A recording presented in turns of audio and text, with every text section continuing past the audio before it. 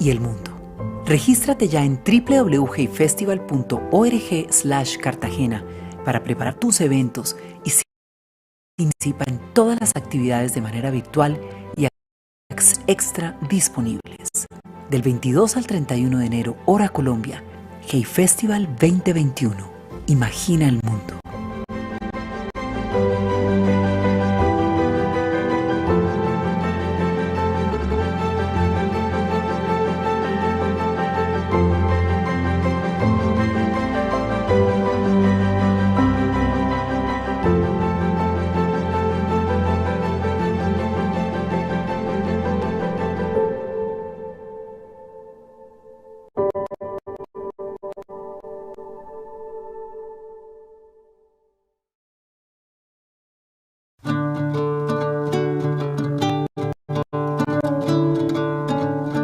Hey Festival Digital, un mundo de ideas maravillosas al alcance de todos. Actividades en nuestra web y en diferentes plataformas para continuar imaginando el mundo. Regístrate en las actividades del Hey Digital el 31 de enero del 2021. Entra a www.heyfestival.org/Cartagena y participa en el festival de manera virtual. Prepárate para los eventos consultando los contenidos extras del festival, bonus tracks, entrevistas, blogs, podcast, entre otros, y adquiere los libros de los participantes. Descubre la riqueza del archivo de charlas y videos del Hey Festival y disfruta de 365 días de acceso a los eventos suscribiéndote al Hey Player o comparte con los mejores a través de los cursos de la Academia Hey y el nuevo diploma Hey Festival para aprender sobre gestión cultural. Del 22 al 31 de enero, hora Colombia, y reflexiona sobre el momento actual. Hey Festival 2021. Imagina el mundo.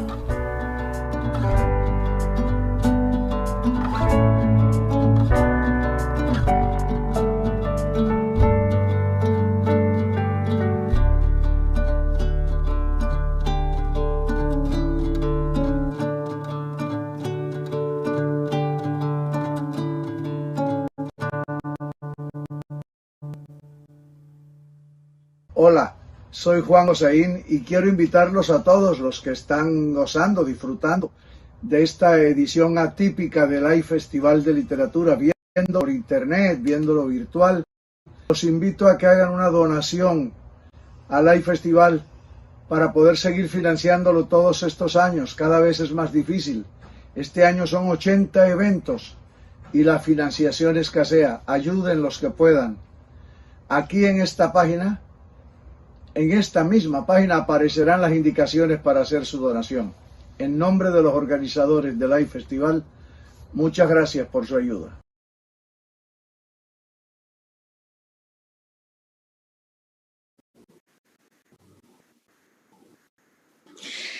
Bueno, me dice que estamos al aire todo el equipo del Hey Festival. Qué gusto que estén con nosotros en esta oportunidad. Presentar a Leonardo de la Caridad Padura Fuentes, el maestro Leonardo Padura, es tener el privilegio de hablar y compartir con todos ustedes con el escritor vivo más importante de Cuba.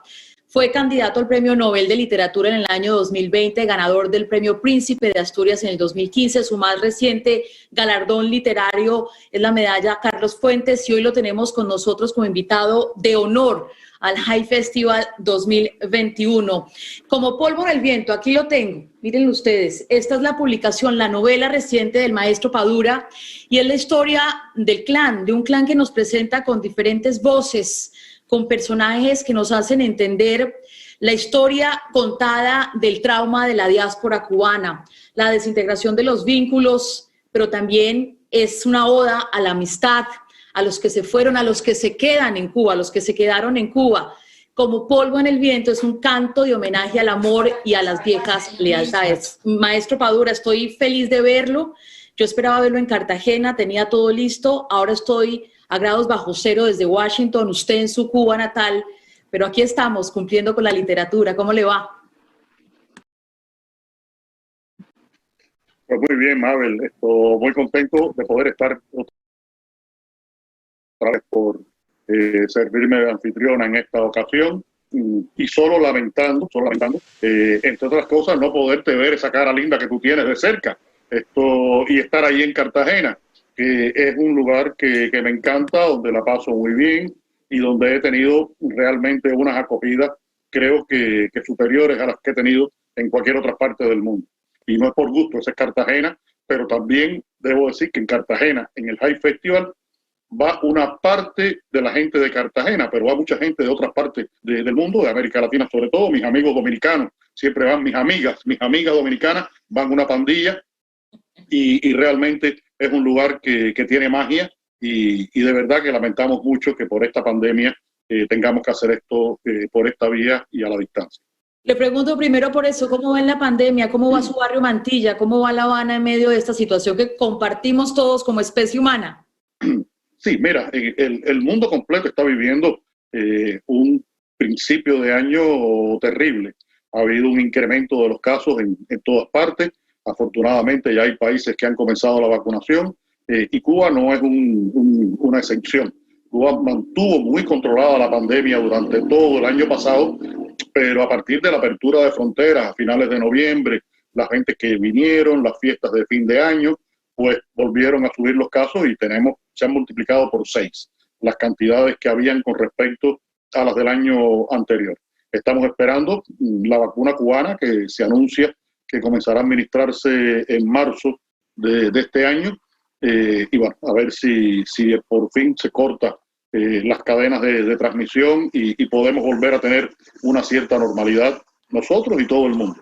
Así esperamos todos. Yo tengo muy poco tiempo para todo lo que le quiero preguntar sobre Como polvo en el viento, que lo tengo aquí en mis manos, pero sin duda esta es una novela, es la gran novela de la diáspora cubana. Entiendo que era una de sus obsesiones, de las tareas pendientes que tenía Padura por escribir, que la historia del exilio de los cubanos. ¿Es así? Sí, mira, yo hace 20 años escribí una novela, se llama La novela de mi vida, que tiene como personaje principal, no digo protagonista porque tiene varios personajes principales, varios personajes importantes, al poeta cubano José María Heredia, un poeta de principios del siglo XIX, el fundador de la poesía cubana, del sentimiento cubano, de la nostalgia por Cuba desde el exilio, y en esa novela hago un recorrido histórico por lo que ha significado el exilio para Cuba y que llega hasta el presente. Pero no había hecho realmente este examen de lo que había significado el exilio para mi generación, lo que había significado esta diáspora de mi generación.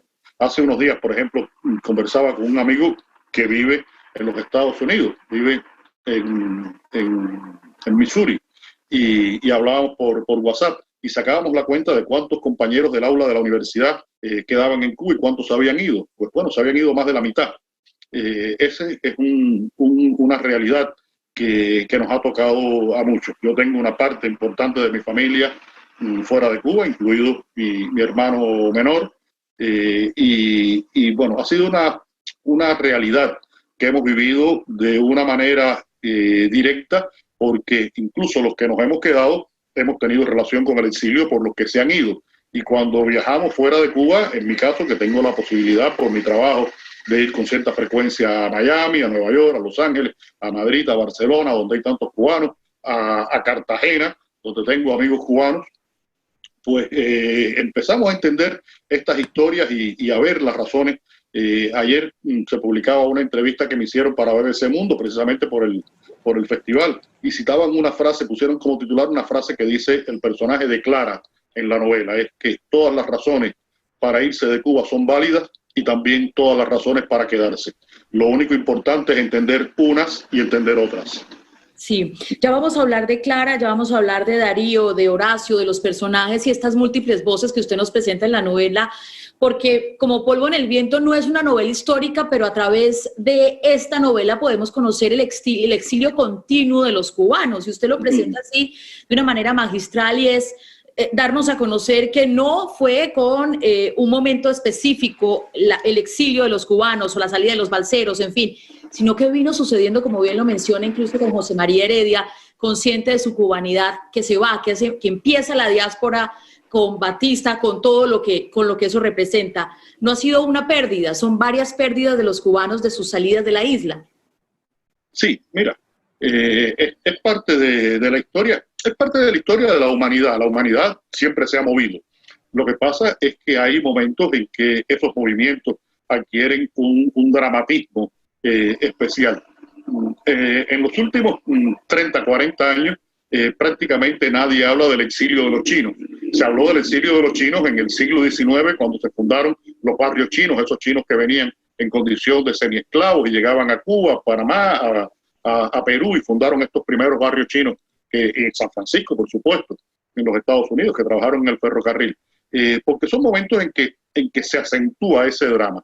Y en la Cuba contemporánea ha sido muy dramático, porque a partir de ese corte histórico que fue el triunfo de la revolución, se produce un gran exilio. Y se produce un exilio que en su primer momento tuvo un carácter mucho más político. Después se fue derivando hacia un carácter mucho más económico, aunque hubiera razones de carácter político. Y en ese primer exilio político también había razones de carácter económico, porque había gente que no se hubieran querido ir de Cuba, pero sus negocios fueron nacionalizados por el gobierno revolucionario y tuvieron que irse. Es decir, que siempre hay varias razones incidiendo. Y sobre todo pasó algo durante muchos años, durante 40 años, o posiblemente más, ahora no tengo exactamente la fecha en la mente, en que existió una figura migratoria en Cuba que se llamaba salida definitiva del país. Eso implicaba, Mabel, que cuando te ibas de Cuba perdías tu ciudadanía, perdías tu casa, tu automóvil, todos los derechos que tenías que entregar esa casa, tenías que entregar ese automóvil, dejar el dinero que tenías en tu cuenta bancaria y te ibas para siempre. Dejabas de pertenecer a Cuba, perdías tu derecho ciudadano. Entonces te convertías en un apátrida, porque si perdías tu patria, un apátrida es el que no tiene patria, te convertías en un apátrida.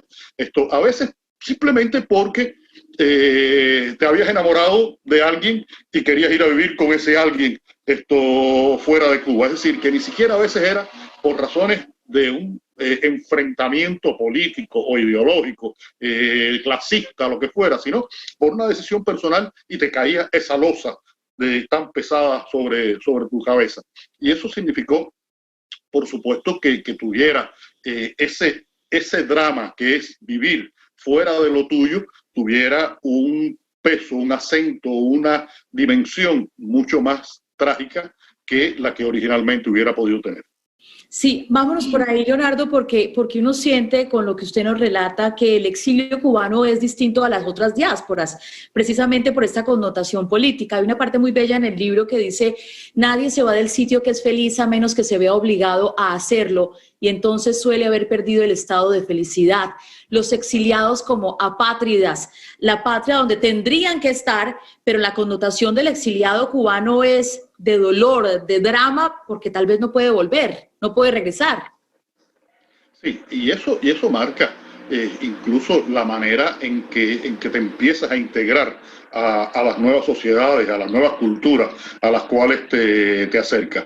Hay casos, el caso más notable, por supuesto, de la diáspora cubana, del exilio cubano, ha sido esa comunidad que se ha fundado en el sur de la Florida. Y en la novela yo recreo una de esas ciudades del condado de Miami-Dade, la ciudad de Hialeah, donde hay un altísimo por ciento, ha habido desde el año 59 hacia acá un altísimo por ciento de cubanos, todavía existe una gran cantidad de cubanos. Es una ciudad, imagínate, donde el 95% de la gente habla en español. En esa ciudad hace unos meses llegó una norteamericana, una gringa, como le dicen, una yankee, como le decimos los latinos, a un Wendy's donde estaba trabajando una cubana y pidió una hamburguesa en inglés, y la cubana le dijo: ay, mijita, aquí se habla en español y si no hablas español no te vamos a despachar. Imagínate tú a qué punto llegan, porque han tratado de reproducir una Cuba en ese lugar para no perder su esencia. Y creo que eso es un acto de resistencia cultural dramático, muy dramático, pero muy bello también, porque mantener la lengua, mantener las costumbres, mantener la religión.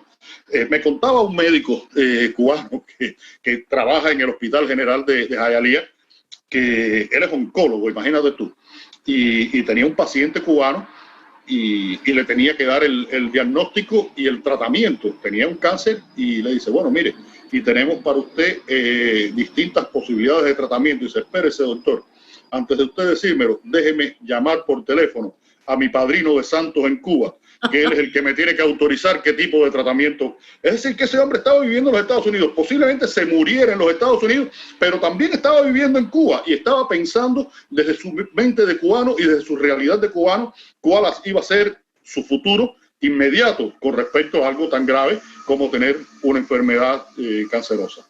Ese es, creo, el primer capítulo de la novela. ¿Se divirtió escribiendo ese primer capítulo? El detalle de Jayalía, como nos lo cuenta, cómo está esa copia de Cuba en Estados Unidos, cómo incluso los personajes, Marcos y quienes le acompañan ahora, del mierdero que es Jayalía, pero que hay que estar allí porque están los cubanos. ¿Se divirtió haciendo ese momento de la novela?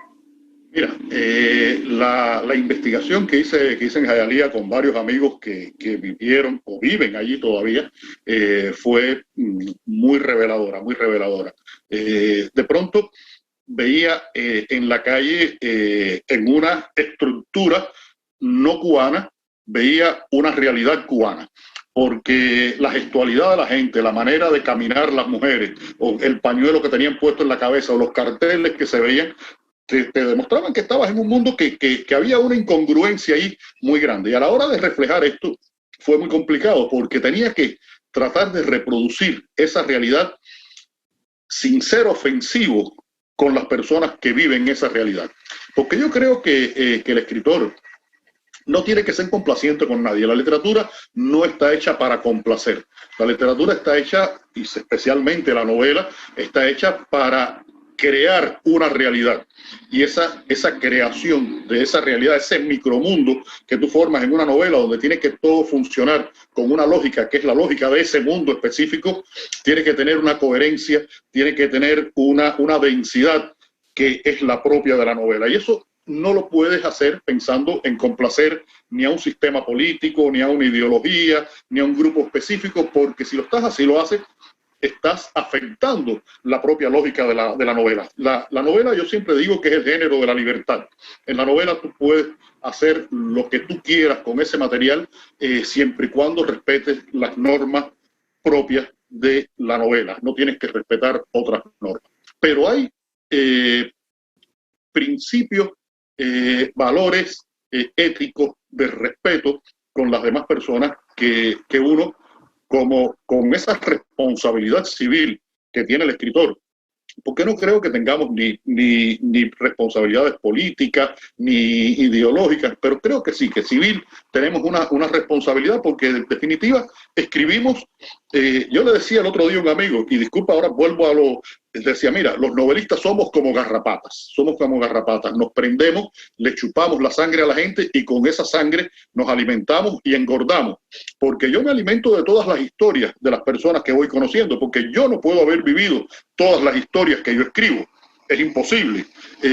Tengo personajes que son más cercanos a mí, personajes que tienen una manera de pensar y de ver la vida similar a la mía, pero tengo personajes, por ejemplo, en una novela como El hombre que amaba a los perros, yo tengo que meterme en la cabeza de un León Trotsky o de un Ramón Mercader, que no tenían nada que ver con mi manera de pensar o entender el mundo.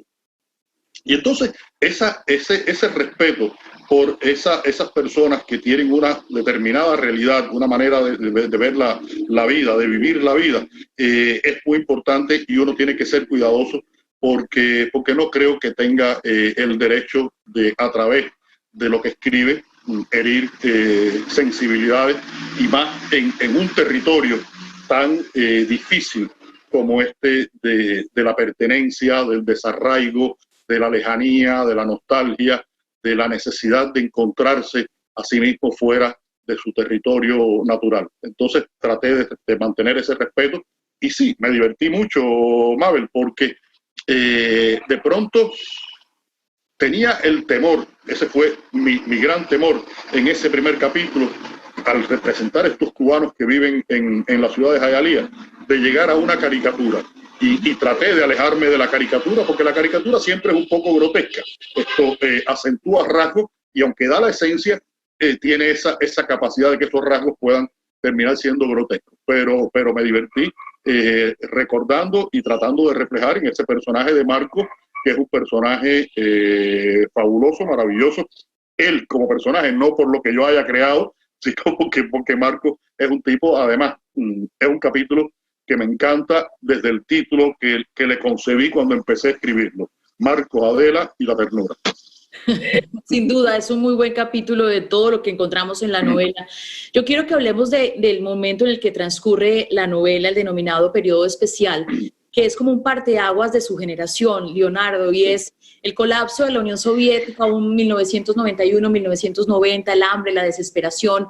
¿Cómo vivió usted mismo ese periodo especial, esos años tan duros que describe en esta novela? Mira, no fue solamente un parteaguas para mi generación, fue un parteaguas para la historia de Cuba. Creo que entre ese año 89, 90, 91, se produce una ruptura de la lógica social que se vivía en el país, casi tan grande como la que se produjo en el año 1959, 60, 61 con la revolución.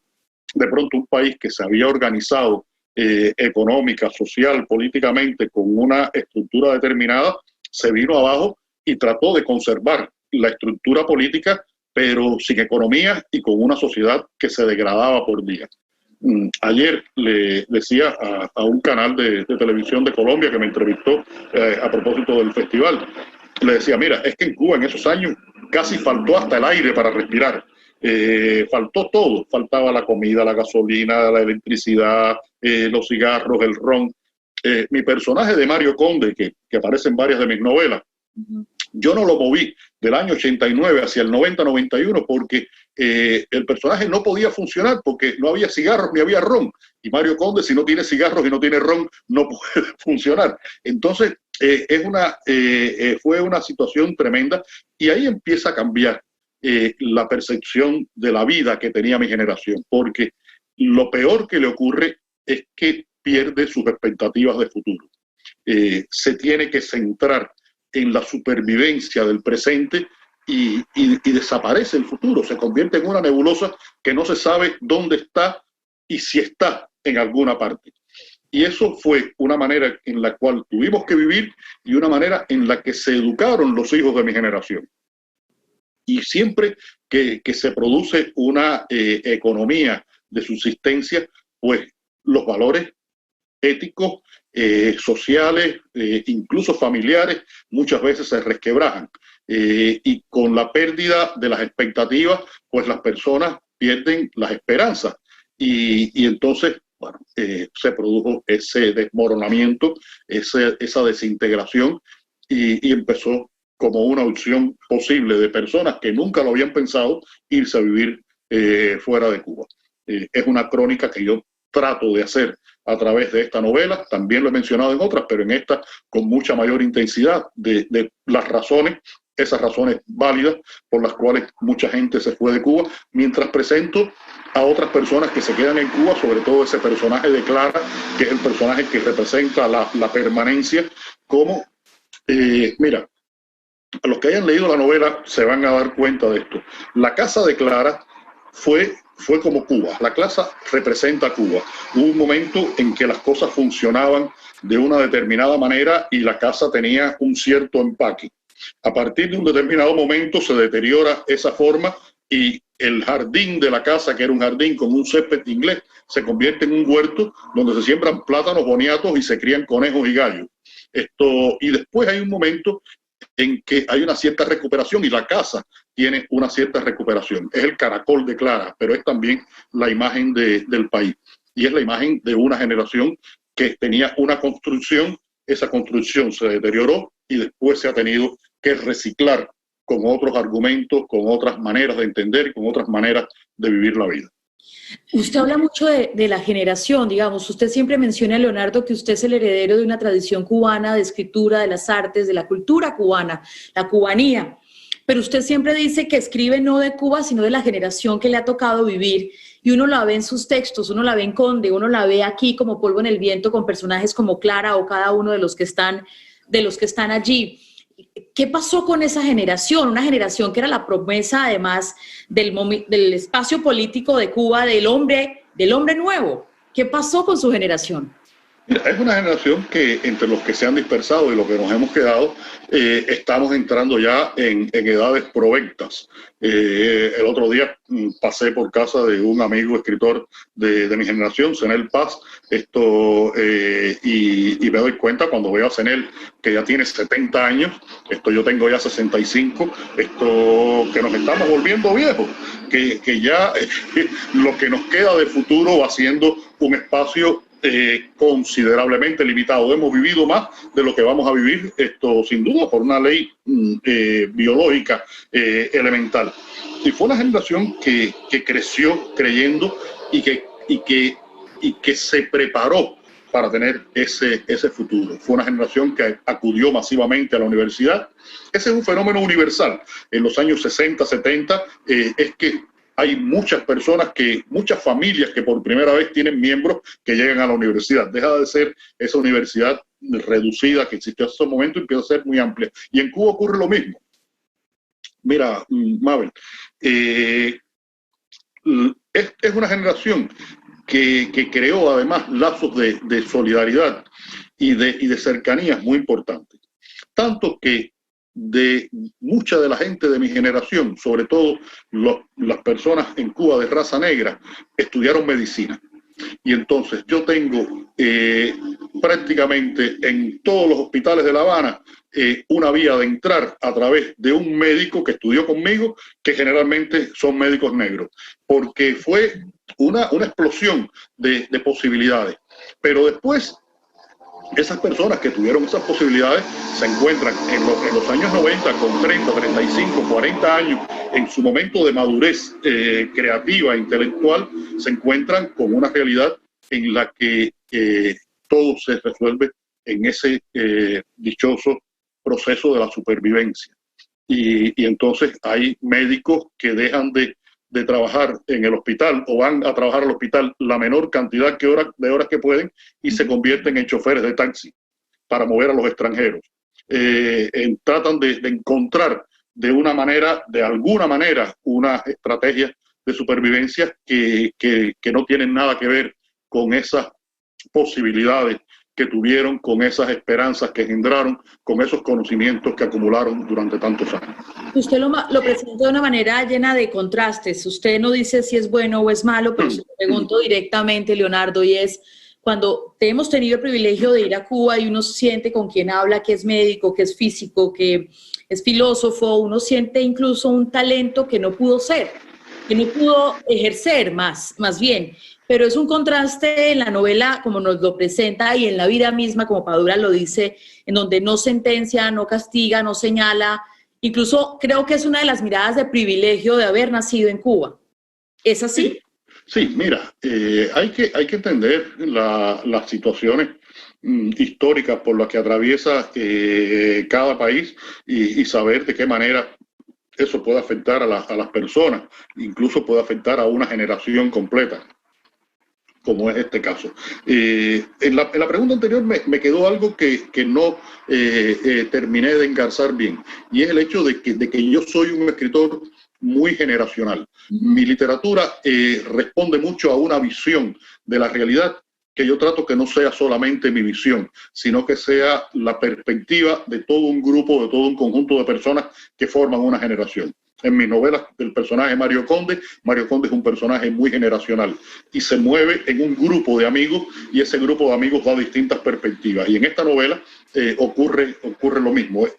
Todas esas visiones son las posibles visiones de individuos que forman un conjunto, que es una generación, que en este caso está resumida en lo que se llama el clan, ese grupo que se autodenomina a sí mismo el clan.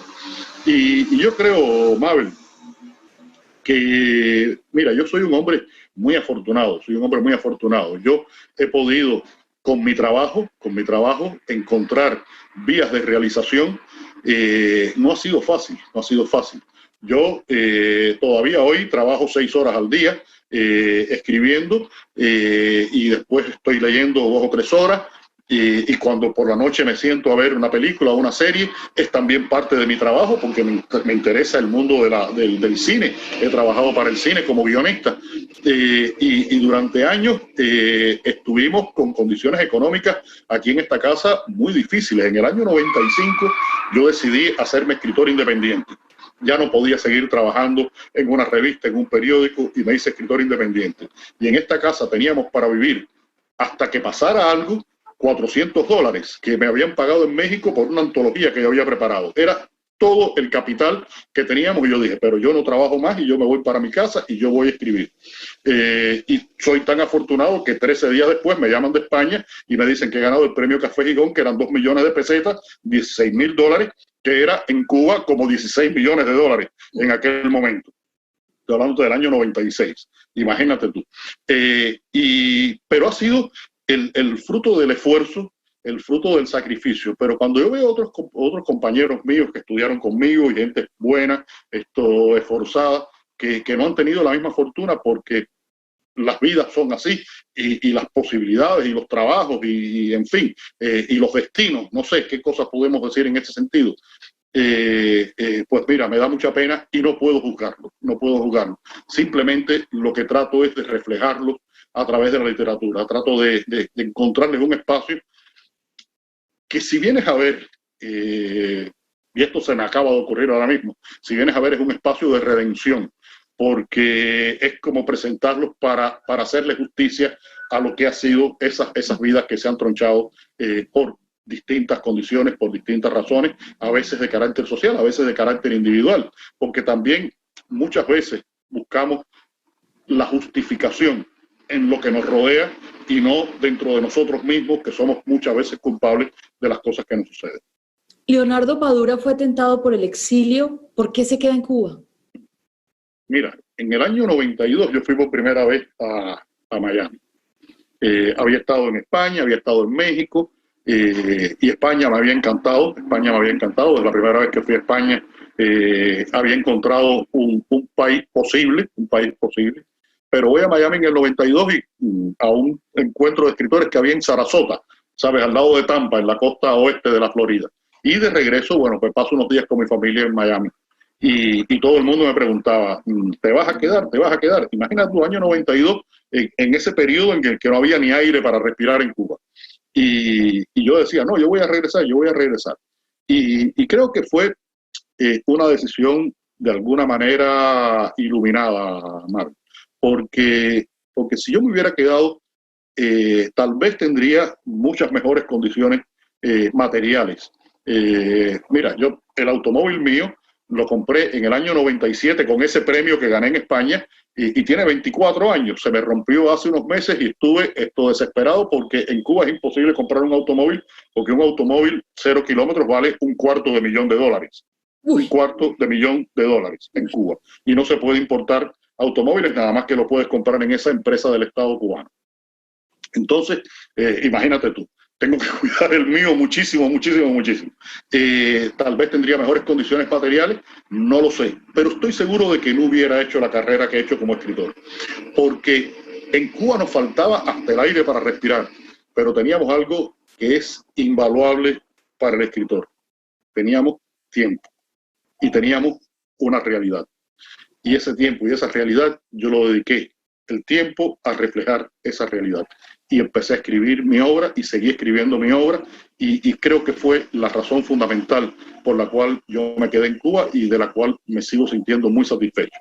Además, me hubiera pasado como el personaje de Irving en la novela, que si me hubiera ido de Cuba, nunca me hubiera ido de Cuba, no hubiera podido irme nunca de Cuba porque yo me siento absoluta y totalmente cubano. Su literatura, Leonardo, es universal, pero es literatura cubana. Sí, mira. Escribe desde Cuba, no para los cubanos, para el mundo, pero desde Cuba. Mira, lo repito a cada rato porque me parece que es una apreciación, una definición de una certeza tremenda y yo me he apropiado de ella casi como un credo. Dijo Unamuno a principios del siglo pasado. En la literatura hemos de hallar lo universal en las entrañas de lo local y en lo circunscrito y limitado lo eterno. Es decir, uno tiene que encontrar en una circunstancia cercana la posibilidad de reflejar lo que es universal y lo que es eterno. Y eso es de alguna forma lo que yo he tratado de hacer. A través de... hay un elemento, Mabel, que, mira, en el caso tuyo y mío, la gente de Cartagena o la gente de Cuba, tenemos toda una serie de conexiones culturales que nos identifican de una manera muy fácil. El Caribe, es decir, la geografía, la historia, la lengua, pero hay esencias que compartimos nosotros con muchas otras gentes del mundo, porque el Caribe es un pequeño universo que está dentro del universo iberoamericano, que está dentro del universo latinoamericano, que está dentro del universo de las Américas, del mundo, en fin. Y ahí hay un elemento que es la condición humana, la condición humana. Yo creo que al reflejar sentimientos como el desarraigo o como la pertenencia, hablando de esta novela, son sentimientos que cualquier persona de cualquier circunstancia puede sentir porque son afines a la condición humana, que es universal y que es global. Leonardo, me llama mucho la atención porque esa palabra tan bella de la cubanía, de la cultura cubana, está en su obra, en la literatura que usted nos regala. Y le leí hace poco una entrevista en un medio argentino que decía usted que los argentinos, los cubanos son los argentinos del Caribe. Y va a haber uno y sí, porque incluso cuando hablan de su sexualidad, cuando hablan de lo que puede, ¿es un recurso de supervivencia? Mira, yo creo que el problema es que, y esto no estoy disminuyendo a nadie, estoy tratando de expresar una realidad. Yo creo que sobre todo en el plano cultural, Cuba es un país más grande que la geografía de la isla. Un país que ha dado una música como la que ha dado Cuba, por ejemplo, que ha recorrido el mundo y que ha marcado, junto con la música brasileña y la música norteamericana, han sido las grandes músicas que movieron el mundo en el siglo XX. En fin, figuras como Alicia Alonso, Alejo Carpentier, Sama Lima, en todas las manifestaciones, Capablanca en el ajedrez, el primer campeón y el único, creo, latino de ajedrez, campeón mundial. Y eso hace que la cultura cubana tenga esa desproporción, y Cuba en general es desproporcionada.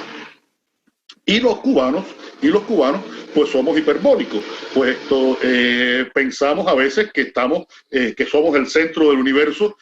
Bueno, los españoles tuvieron mucha culpa de esto. Cuba se llamaba la llave del Golfo, la perla del Caribe, la joya de la corona, y nos empezamos a creer todos esos cuentos, y somos así de exagerados y de prepotentes y de nacionalistas, a veces en exceso, y esos excesos no son buenos porque te das cuenta de que empiezas a perder un sentido de la realidad de lo que tú eres, que a veces cuando lo recuperas es muy doloroso, y pasó en esos años 90, cuando el país se quedó en bancarrota, y cada uno de nosotros nos quedamos en bancarrota también.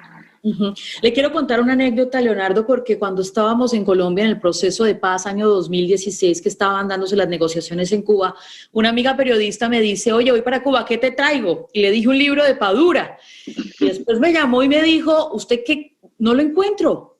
No encuentro a Leonardo Padura. ¿Usted está censurado en la isla? ¿Por qué su obra no se conoce? Mira, sí se conoce y no estoy censurado. Hace unos meses me enteré que lo que estoy es limitado. Limitado es... es una figura sensorial, no sé cómo se... que hace que... Mira, no me entrevistan en la televisión, no salgo nunca en la televisión, ni en la radio, ni en los medios oficiales, pero mis libros se publican en Cuba. El problema es que, por las condiciones económicas de Cuba, las tiradas de mi libro son pequeñas acá en Cuba. Se han publicado hasta ahora todo, hasta herejes en las novelas. Falta La transparencia del tiempo, y espero que se publique este año La transparencia del tiempo, y ahora como polvo en el viento. Son tiradas pequeñas que se publican, no se le da suficiente promoción, pero la gente acude masivamente a las presentaciones y compra los libros porque saben que después esos libros no van a llegar a Cuba. Cuba no puede importar libros, no hay capacidad económica para importarlos y mucho menos para que la gente en Cuba los pueda comprar de una manera equitativa, Un libro que vale 25 euros, estamos hablando de la mitad de lo que gana un cubano que gane un buen salario. Entonces, lo que ocurre es eso, hay una mala o no permitida promoción de mi trabajo. Ahora tú mencionabas, por ejemplo, la medalla Carlos Fuentes. La medalla Carlos Fuentes la han ganado escritores como el premio Nobel Mario Vargas Llosa o Osmar Pamuk. Esto la ha ganado Jonathan Franzen, Paul Auster, Nélida Piñón, escritores todos de primer nivel. De pronto hay un cubano que gana esa medalla.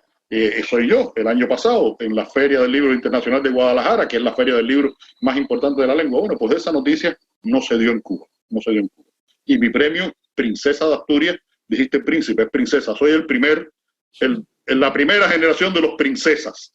El premio Princesa de Asturias prácticamente no se le dio difusión en Cuba. Y es que hay determinadas personas que manejan el aparato cultural cubano que han decidido que yo no tenga una visibilidad muy notable en Cuba. ¿Y cómo vive usted con esto? Usted escribe de Cuba. Pues muy tranquilo. Nos preguntamos, sus lectores, siempre está una pregunta tocando la mesa y la puerta de Leonardo Padura. ¿Por qué vive en Cuba? Escribe de Cuba, critica, señala, sigue en Cuba. ¿Por qué pasa este fenómeno con usted y, digamos, hay una burbuja que lo protege?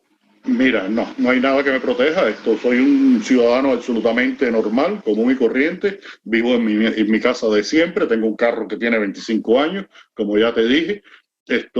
Aquí con mi mamá, con sus 93 años, cuidándola en esta época de coronavirus, mi esposa y yo, normal. Una vez le preguntaron a la poeta cubana, Premio Cervantes de Literatura, Dulce María Loinás, le preguntaron algo similar: Dulce, ¿y por qué usted no se ha ido de Cuba? Y Dulce María Loinás respondió: porque yo llegué primero y yo también llegué primero. Dije cuando recibí el premio Princesa de Asturias, dije que yo soy cubano por 64 costados, es decir, mis padres, mis abuelos, mis bisabuelos, mis tatarabuelos son cubanos. Yo soy de Cuba, yo pertenezco a Cuba, yo necesito a Cuba para escribir. Y porque haya determinadas personas que tengan otras maneras de entender lo que yo pienso y piensan que no debo pensar como pienso, eso es un problema de ellos. Yo sigo haciendo mi trabajo es escribir, escribo todos los días, terminé Como polvo en el viento, hice la promoción durante agosto, septiembre, octubre, y en noviembre empecé una nueva novela, porque estoy trancado aquí en Cuba, no puedo viajar, no puedo moverme con la pandemia, pues empecé una nueva novela, otra vez con mi personaje de Mario Conde, lo convoqué para escribir esta nueva novela, y ahí estoy escribiendo de lo mejor aquí en mi casa de La Habana, ahora te iba a decir, porque es la costumbre, te iba a decir con mi perro, ahora no tengo perro, pero tengo un gato, que se llama Oye. Oye, sí, porque Lucía le decía, oye, no entre, y Oye entró, y se quedó como Oye. Y es lo más descarado que hay en gato en el mundo. Qué bueno. Gato negro feo, pero simpático. Un abrazo a Lucía, que siempre tu esposa, que siempre lo acompaña y hace parte también de todo el brillo y el encanto de Leonardo Padura. Oiga, usted hizo un artículo, un ensayo y a propósito de esta cuestión de Cuba, que se llama Yo quisiera ser Paul Auster. Y esto básicamente es porque siempre le preguntaban o habló en ese ensayo sobre cine, literatura y béisbol. Y usted dice, yo soy una persona que escribe. Pregúntenme de estas cosas. Para lo otro, para la política, están los políticos. ¿Sigue deseando ser este escritor norteamericano? Mira, parece que le eché maldición a Paul Auster, porque con Trump no se pudo abstener de hablar de política. él fue un hombre muy activo en toda la oposición a los disparates de Donald Trump en los Estados Unidos. Parte de esa intelectualidad norteamericana que tiene un sentido lógico de la vida, de la existencia, de la cultura, de la política.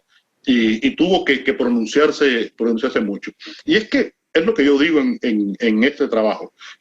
Uno a veces no quisiera hablar de política, pero tiene que asumir que uno tiene una función ciudadana, una función civil, y esa función civil lo implica necesariamente con la política, aunque uno no practique la política.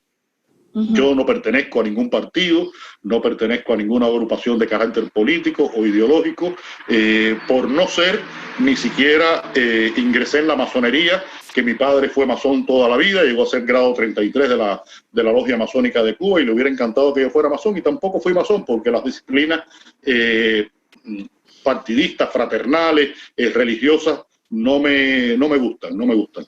Pero asumo esa responsabilidad civil de decir lo que yo en un momento determinado pienso sobre una sociedad, pero prefiero hacerlo fundamentalmente a través de la literatura. Lo hago a través del periodismo. Yo no he dejado de hacer periodismo. Yo trabajé como periodista 15 años. En ese año 95 dejé la revista en que trabajaba y me hice escritor independiente, pero me he mantenido vinculado con agencias de prensa y con periódicos con los que publico con cierta frecuencia. Ahora menos, porque me he dedicado más a la literatura. Hubo un momento, Mabel, en que tenía tantos compromisos periodísticos que dedicaba tanto tiempo al periodismo como a la literatura. Y dije, no, tengo que cortar, porque eso lo saben y lo han sabido a través de la historia todos los escritores que practican el periodismo. Lo supo Gabo, lo supo Hemingway. Hay un momento en que tienes que renunciar al periodismo si te quieres dedicar a la literatura. Y es lo que yo he hecho. Pero no he renunciado a dar mi opinión, o bien a través del periodismo, o bien a través de la literatura, con respecto a la sociedad en la que vivo, la sociedad de la que participo, la sociedad a la que pertenezco, en definitiva. Ya me están aquí diciendo los compañeros del Hey Festival que empiezan a llegar las preguntas. Yo tengo unas todavía que quiero hacerle. La primera, yo vi aquí una película. Como periodista sentí aquí, yo quería que me mostraran en imagen a Jalealía. Usted me la describió casi para cine. ¿Piensa igual? ¿Esto podría ser una película, podría ser una serie como la de Mario Conde? Bueno, hay productores que piensan igual que tú, y se está hablando de ese tema. Se está hablando de una serie, pero nada más que puedo decir eso, no puedo decir más nada. Bueno, ya con eso es casi que primicia para mí. ¡Qué maravilla! Le quiero preguntar además por su nominación. Ya me dicen los del equipo que ya tengo que pasar, son muchas preguntas que están llegando. Gracias a todos por estar con nosotros. Al Nobel de Literatura.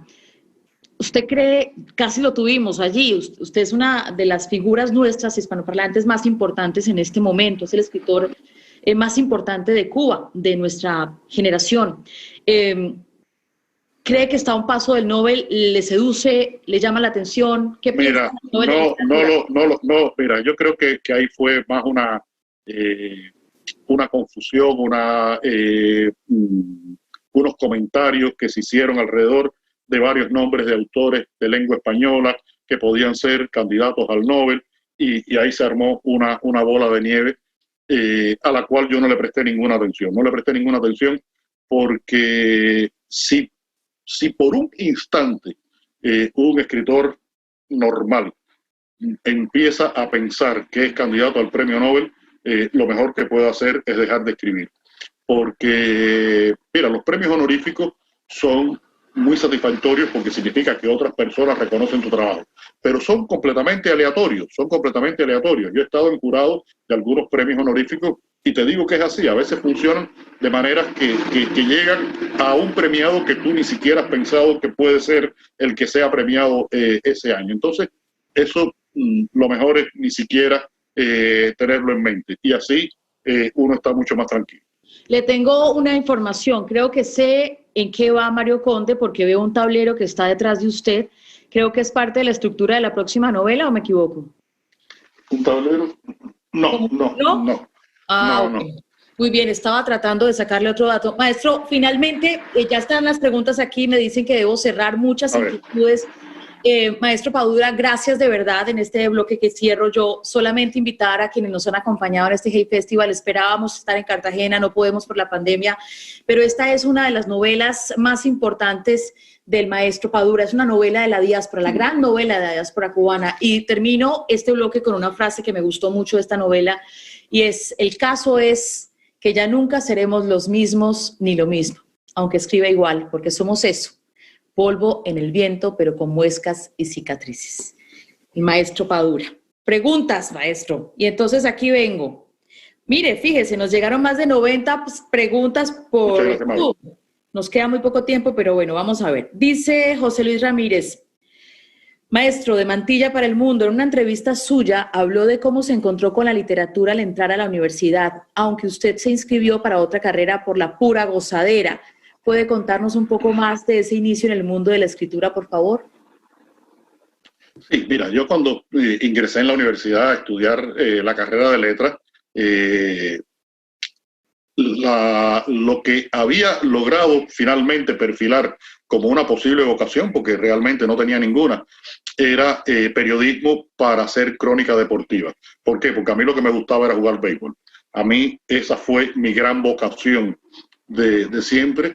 Y sigo diciendo que me hubiera encantado jugar béisbol de un cierto nivel, haber estado en campeonatos importantes, porque realmente es una emoción insustituible, la emoción deportiva, y en el caso del béisbol, de la pelota, como decimos nosotros los cubanos, pues es una parte de la esencia nacional importantísima. Y ahí en la escuela de letras, bueno, había otros compañeros que escribían y un poco por ese espíritu competitivo que yo tenía como jugador de béisbol, pues dije, si esta gente escribe, yo también voy a empezar a escribir. Y así empecé a escribir mis primeros relatos, en una época en la que estaba absolutamente intoxicado de información, porque estaba leyendo mucho. Empecé a leer a los novelistas norteamericanos, a los novelistas latinoamericanos del boom. Era una época en que cada vez que salía una nueva novela de cualquier escritor latinoamericano, la buscábamos y la devorábamos. Cuando salía algo de Gabo, cuando salía algún libro de cuentos de Cortázar, una novela de Vargas Llosa, todo lo que salía lo leíamos. Y de esa manera un poco fui creando la necesidad de escribir y una especie de visión posible de la literatura a través de dos grandes escuelas: la escuela de las novelas norteamericanas y la escuela de la nueva novela latinoamericana. Gabo, Carpentier, Vargas Llosa, Cabrera Infante, en fin, Rulfo, y son las dos fuentes que yo creo que alimentaron esa entrada mía, ese acercamiento a la literatura. Me pregunta o nos pregunta Julián Gómez, ¿podría nombrar 2 o 3 autores de habla hispana que lo hayan sorprendido gratamente en los últimos 10 años? ¿Por qué? En los últimos 10 años... Mira, tal vez un poquitico más Roberto Bolaño. Roberto Bolaño fue realmente un escritor deslumbrante, una lástima su muerte cuando todavía era un hombre muy joven. Los Detectives Salvajes y 2666 son dos novelas realmente impresionantes. Y no quiero decir el segundo, porque si digo el segundo, seguramente el tercero, el cuarto, el quinto y el sexto, que también son amigos míos, se van a pelear conmigo. Voy nada más que a mencionar una novela, no un escritor, una novela que me ha gustado mucho, de las que he leído en los últimos 10 años. El olvido que seremos, de Héctor Abad. Que además estamos esperando para verlo en el cine, del maestro Héctor Abad, que me imagino también ha estado muy conectado con el festival. Nos pregunta, a ver, por aquí está una, y es pregunta frecuente. Usted no puede separarse de Mario Conde. Le han dicho que si es su alter ego, usted dice no, lo uso. Dice usted, lo uso para contar cosas. Pero lo que nos dice Jaime Charris es cómo construyó, y también aquí está Lisa Pineda, cómo construyó este personaje, por qué es tan importante su obra. Hay un libro mío que se publicó hace ya 1 año y medio, 2 años, que se llama Agua por todas partes. Es un libro donde reúno ensayos, y hay un ensayo que se llama El soplo divino, cómo creé a Mario Conde. Ahí yo cuento todo el proceso de creación de este personaje, que fue creado como un policía que iba a tener una función dentro de unas determinadas novelas una primera novela que después se convirtió en una serie de novelas, de ser los ojos con los que yo interpretaba y miraba la realidad cubana. Ese fue fundamentalmente el origen de Mario Conde, que se fue enriqueciendo después con elementos propios de su carácter y elementos que yo le fui pasando de mi carácter a él. El gusto por la literatura, por el béisbol, su relación con los amigos, en fin, toda una serie de características que le fueron dando la coherencia que tiene ese personaje, que se mantiene hasta hoy. En estos momentos estoy escribiendo una nueva novela, sería la 10ª novela con el personaje de Mario Conde. Ya esta transcurre en el año 2016, Mario Conde con 62 años, esto se va poniendo cada vez más viejo, más resabioso, pero sigue siendo un tipo, creo yo, con esa capacidad de ironía que es la que lo salva.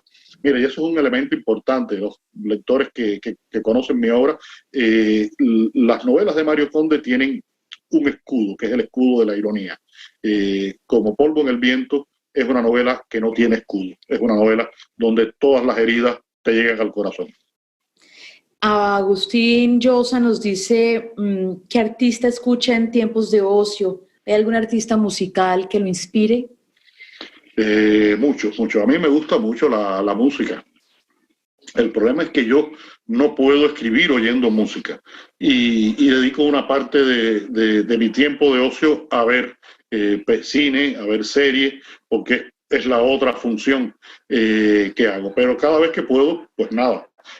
Aquí esta novela está llena de música. Está la música de Kansas, Dust in the Wind, oigo a los Beatles. Cuando camino, en mi caminadora, muchas veces me pongo una vieja Walkman que tengo por ahí abajo con unos casetes que no quiero deshacerme de ellos, porque son casetes que tengo algunos de ellos desde los años 80. Imagínate tú, esto con cosas de Elton John, de Chicago, y oigo mucho, es el que tal vez sea al músico que le voy siguiendo siempre la pista, a Rubén Blades. Cada nuevo disco de Rubén, tengo además la fortuna que Rubén me los envía. Entonces, por supuesto que los escucho todos.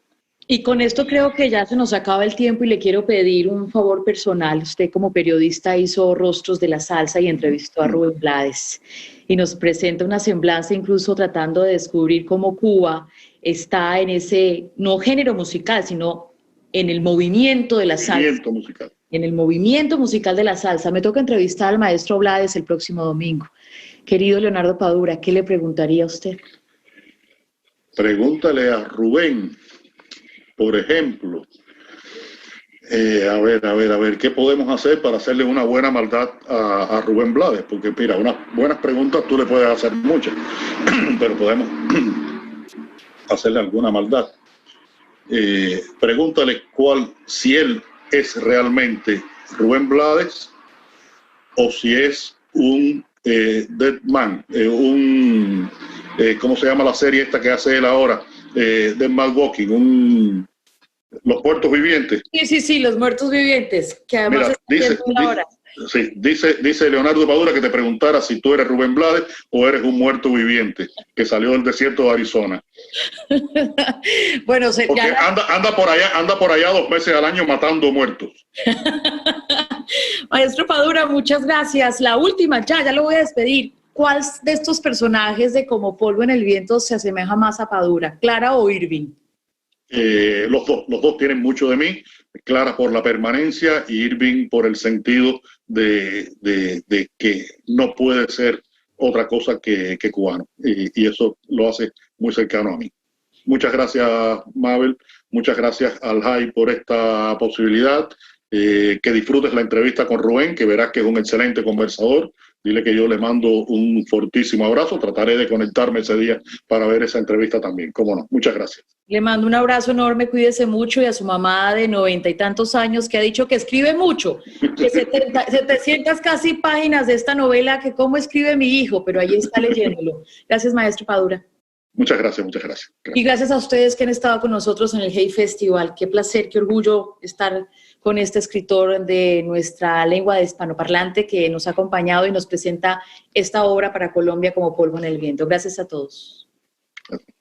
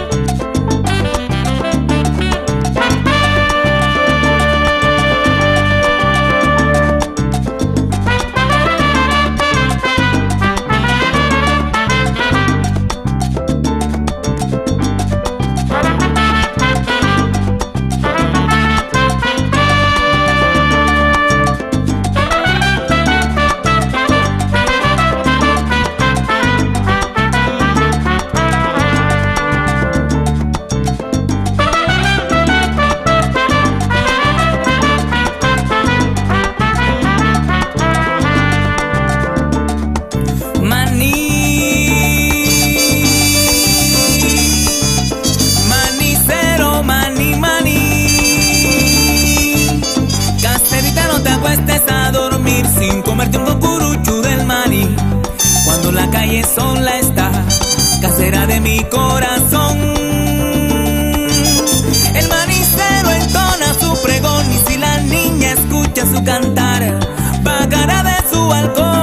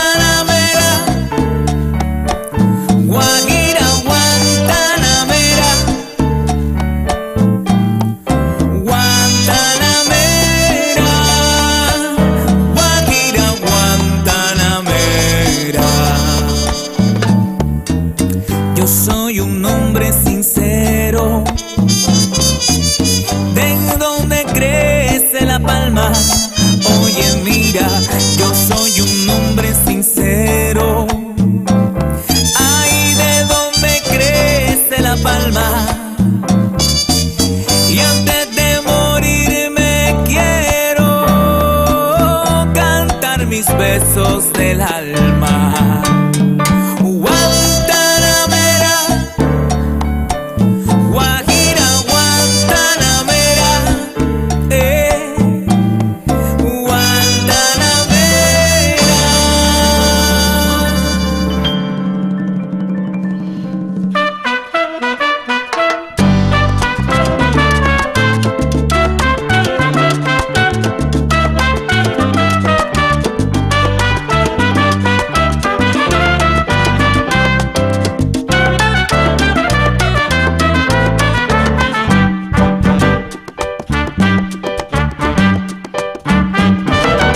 Mamá, yo quiero saber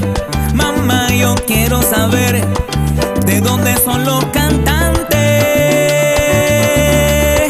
que los encuentro galante y los quiero conocer con sus trovas fascinantes que me las quiero aprender.